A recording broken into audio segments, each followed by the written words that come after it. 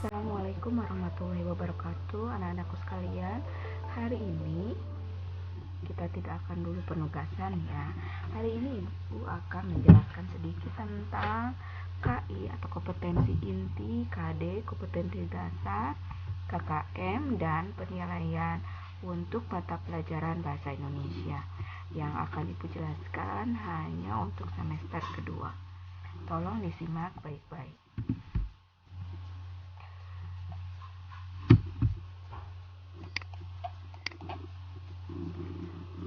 Untuk kompetensi inti mata pelajaran bahasa Indonesia ada dua ranah, yaitu ranah pengetahuan dan ranah keterampilan.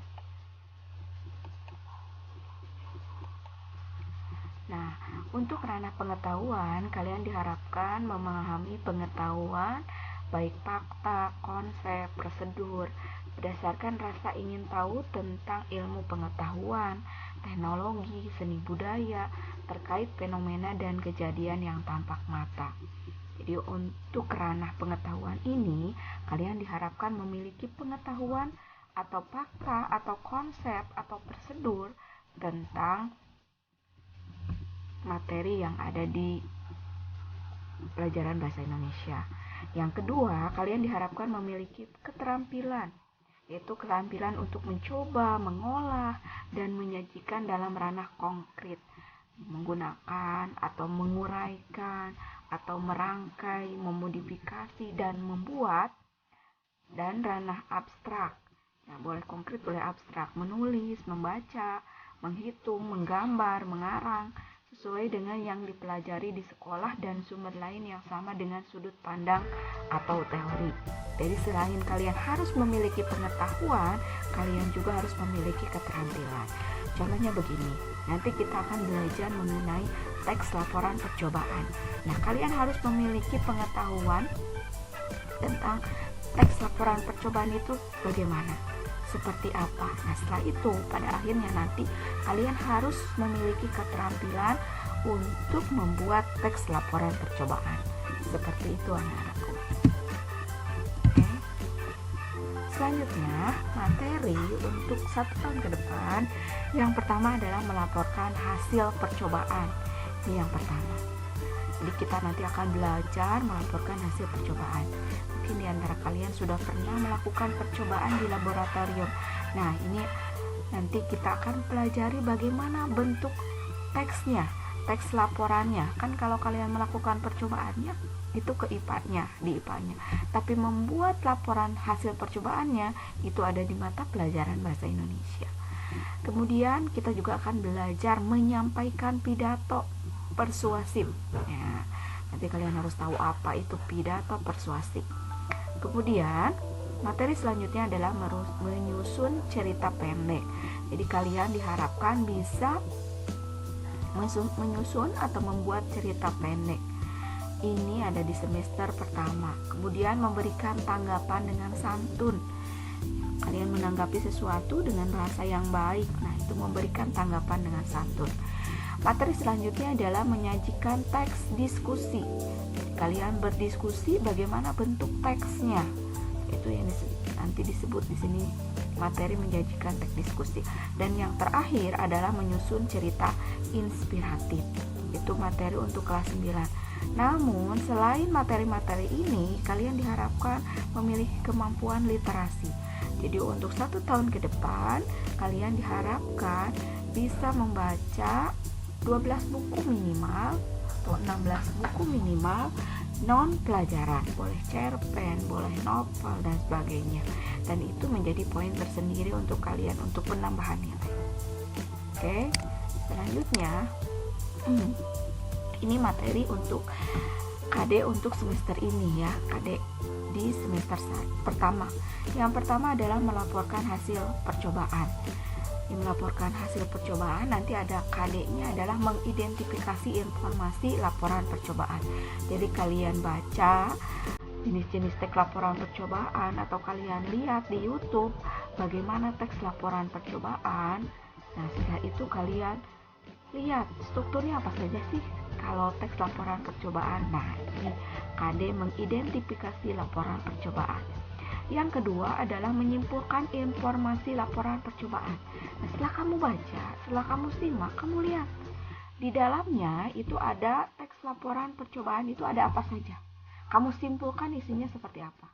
Kemudian kamu telaah laporan percobaan tersebut.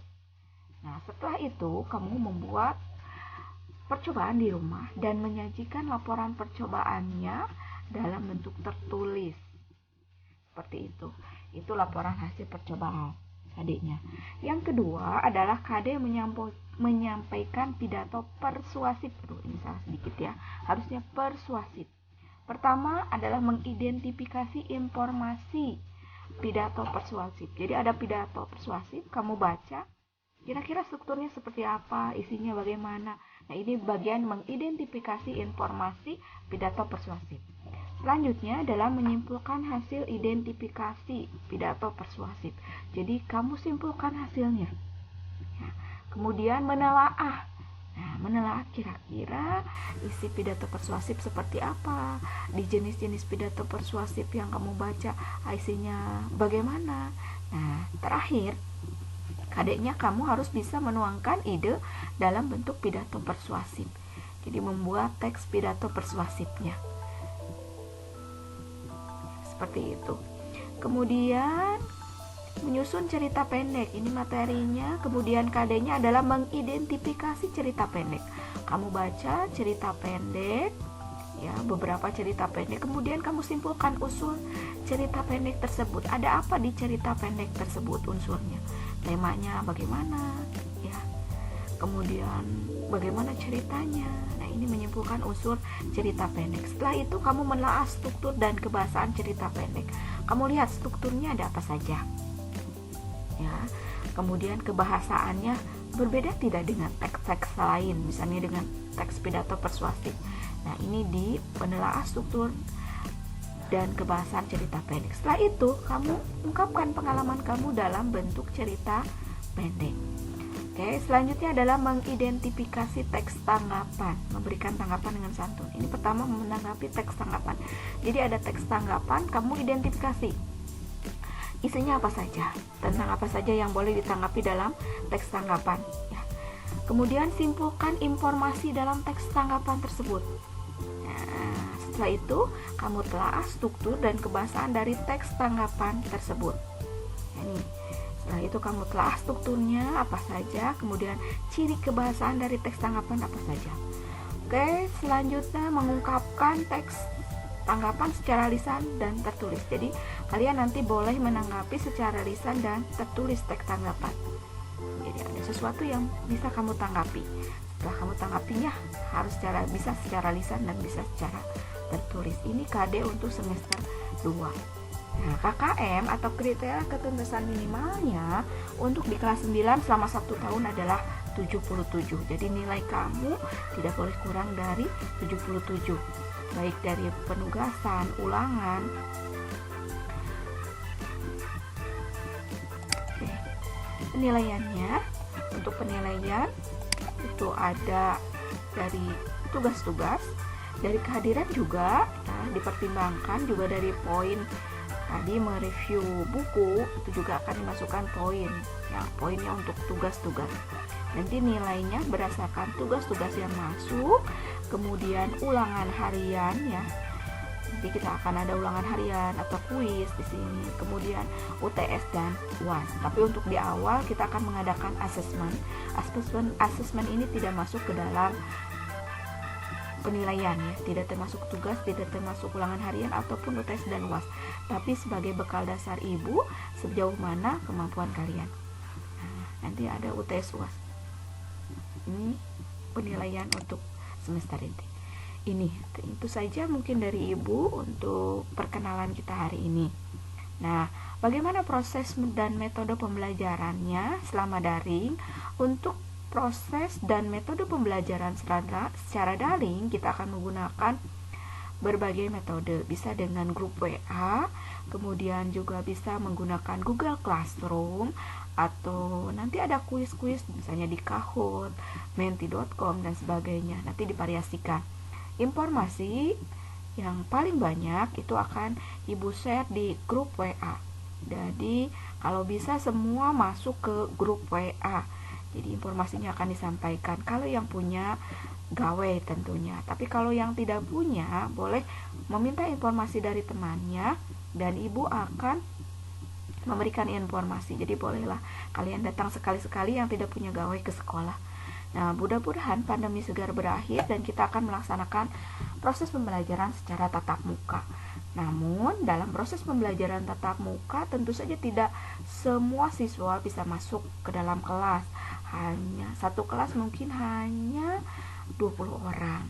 Jadi terbatas. Nah, kita akan kombinasikan proses pembelajaran secara daring online ya dengan pembelajaran tatap muka kalau memang nanti pembelajaran tatap muka sudah bisa dilaksanakan.